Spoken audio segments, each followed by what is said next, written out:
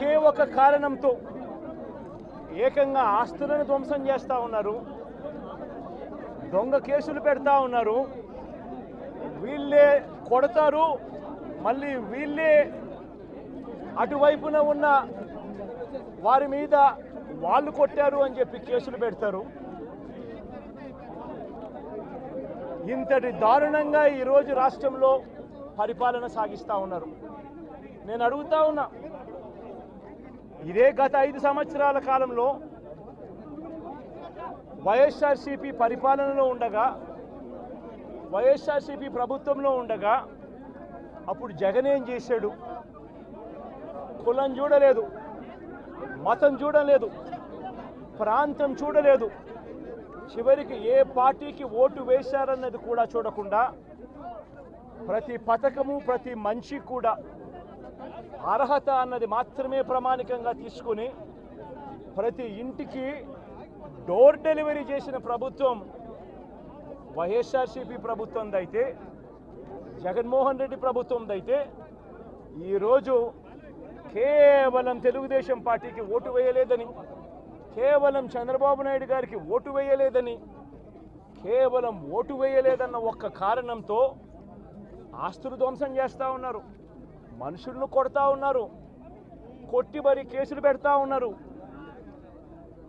ఇంతటి అన్యాయంగా రాష్ట్రాన్ని రావణ కాష్టం చేస్తూ ఉన్నారు.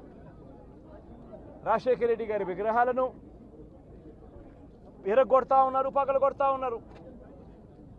ఇవన్నీ ఏదైతే చేస్తూ ఉన్నారో ఇవన్నీ కూడా శిశుపాలుని పాపాల మాదిరిగా ఇవన్నీ కూడా పాపాలు పండుతాయి.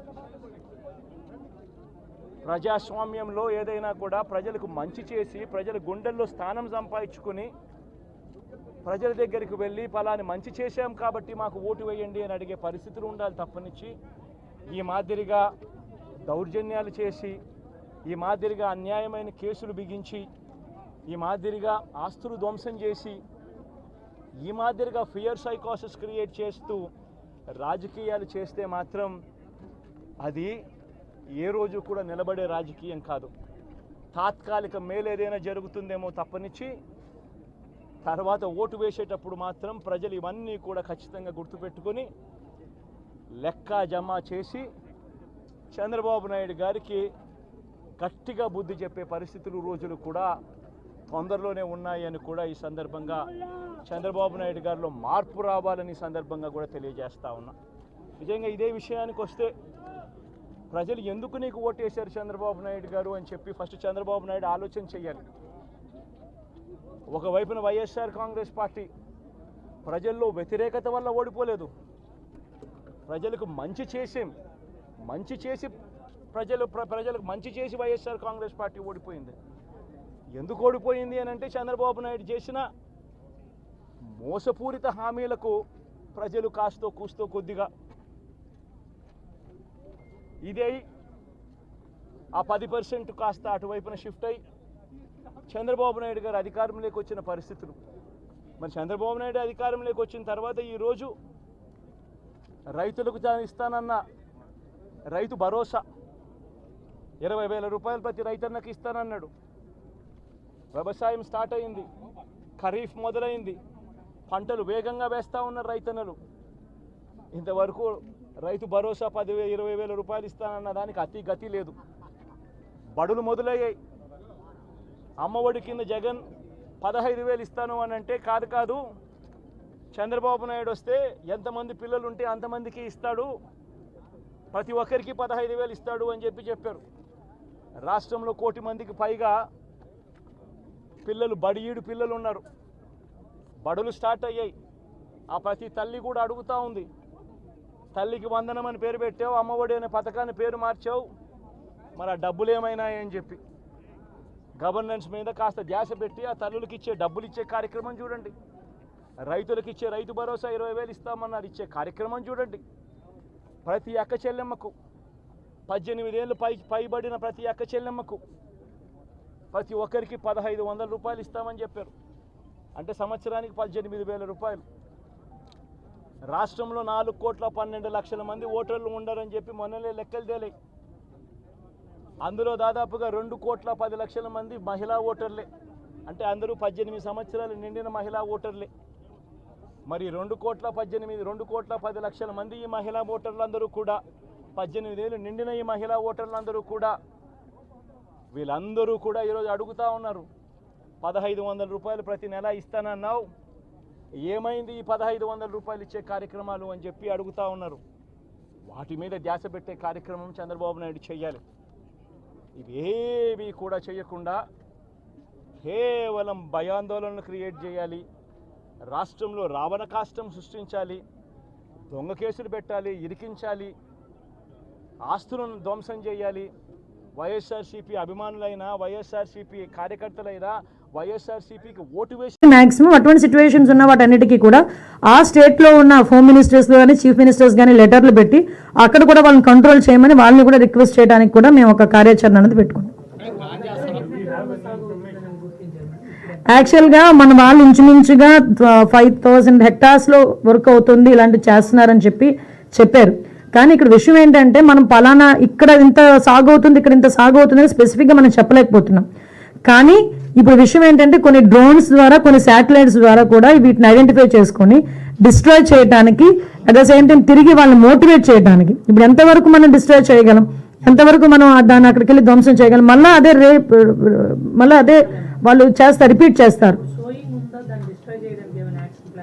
విషయం ఏంటంటే ఇప్పుడు ఆగస్ట్ నుంచి రెడీ అవుతారండి. ఇప్పుడు ప్లాంటేషన్ కూడా ఆగస్టు సెప్టెంబర్లోనే అది ప్లాంటేషన్ కూడా రెడీ అవుతుంది.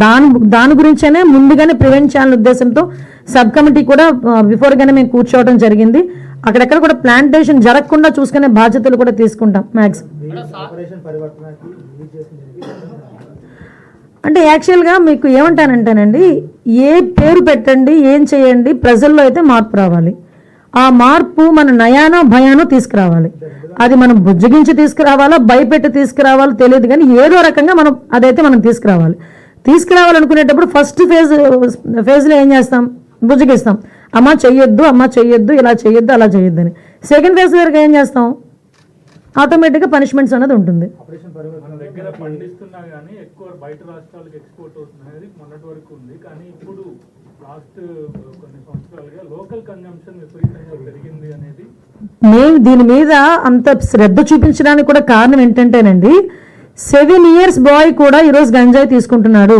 మా దగ్గర స్కూల్స్లో ఒక టీచర్ చెప్పింది నాకు, స్కూల్ దగ్గరకు వచ్చి ఒకసారి బ్యాగ్ గనక దులిపితే 30% స్టూడెంట్స్ దగ్గర గంజాయి ఉంటుంది.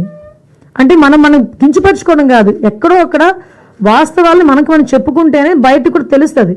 మేము ఎందుకంత నిర్భయంగా బయటకు చెప్తున్నాం ఇలా జరుగుతుందని. కనీసం తల్లిదండ్రులైనా మానిటరింగ్ పెట్టుకోవాలి పిల్లల మీద. తల్లిదండ్రులు కూడా స్కూల్కి పిల్లలు వెళ్తున్నారు, ఏం చేస్తున్నారు, ఎలా వస్తున్నారు, వాళ్ళ సిచ్యువేషన్స్ ఏంటి అన్నది కూడా మానిటర్ చేసుకోవాలి. అట్ ద సేమ్ అక్కడి నుంచి కూడా మనకి అన్నది మోటివేషన్ అనేది ఉండాలి అన్న దాని మీద చెప్తున్నాం. మీరు అన్నట్టు ఇంతకుముందు ఎక్స్పోర్ట్ అయ్యేది, ఇప్పుడు ఏంటంటే లోకల్ కన్సెప్షన్ ఎక్కువైపోయింది. ఏంటండి మనకి ట్రాన్స్పోర్టేషన్ కానీ అక్కడ మనకి పండించేదంతా కూడా ఏజెన్సీ ఏరియా 11 మండలాల్లోనే మనం ఎక్కువ టార్గెట్ పెట్టగలం. మీకు ఓవరాల్గా దేశం మొత్తం ఉందండి, ఎక్కడనంటే ఏంటి, ఎక్కడికి వెళ్ళినా ఎక్కడైనా ఉంది ఈరోజు.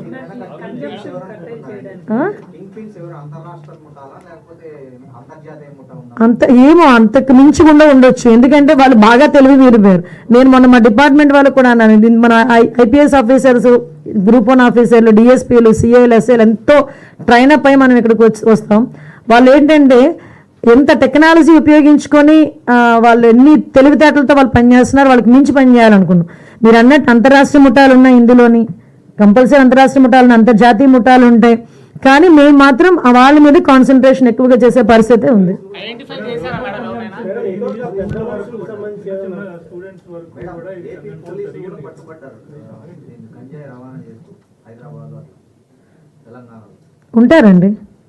ఉంటారు, కంపల్సరీ ఉంటారు. ఏదైనా మేము చెప్తున్నాం కదండి, ప్రక్షాళన అయితే స్టార్ట్ అయింది. అది అన్ని వైపుల నుంచి కూడా ప్రక్షాళన స్టార్ట్ అవుతుంది. ఇంటర్నల్గా నేను ఒకసారి మీకు ప్రెస్లో కూడా చెప్పాను, ఇంటర్నల్ ఇంటెలిజెన్స్ కూడా అవసరం, డిపార్ట్మెంట్లో కూడా ఇంటర్నల్ ఇంటెలిజెన్స్ కూడా అవసరం. అందరూ ఒకలా ఉండాలని రూల్ ఏం లేదు కదా. సో ఇంటర్నల్ ఇంటెలిజెన్స్ కూడా మేము పెట్టుకుంటాం ఎక్కడైతే ఇలాంటివి అందుకే మీకు చెప్పింది ఇందాక, చెక్ పోస్టుల దగ్గర సిసి క్యామ్స్ ఏంటి అని ఒకవేళ అడిగితే కనుక మేము ఇంటర్నల్ ఇంటెలిజెన్స్ అది ఏమో గబుక్మని అక్కడ ఉన్న గార్డ్ ఎవరు వదిలేస్తే పరిస్థితి ఏంటి, ఇప్పుడు డాగ్ స్క్వాడ్ని కూడా పెంచుకోవాలి. ఇప్పుడు విషయం ఏంటంటే డ్రగ్స్ అయినా మనకి ఐడెంటిఫై అవుతాయి కానీ తొందరగా గంజా తొందరగా ఐడెంటిఫై అవ్వదు. కంపల్సరీ ఆ డాగ్ స్మెల్ చూసి అలా చెప్పడం, అలా ఎంతవరకు మనకి ఇప్పటి వరకు ఉన్న టెక్నాలజీ.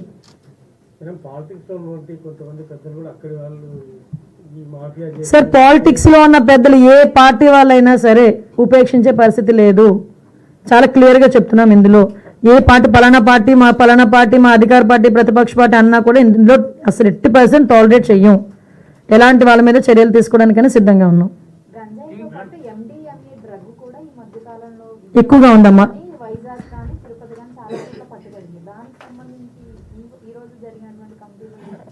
యాక్చువల్గా లాస్ట్ టైం మనకి సిబిఐ ఎంక్వైరీకి ఇచ్చారు. అది మనకి వైజాగ్లోని ఇంచుమించుకు ఒక 25,000 కేజెస్ అక్కడ దొరికింది, మనకి డ్రగ్ దొరికింది.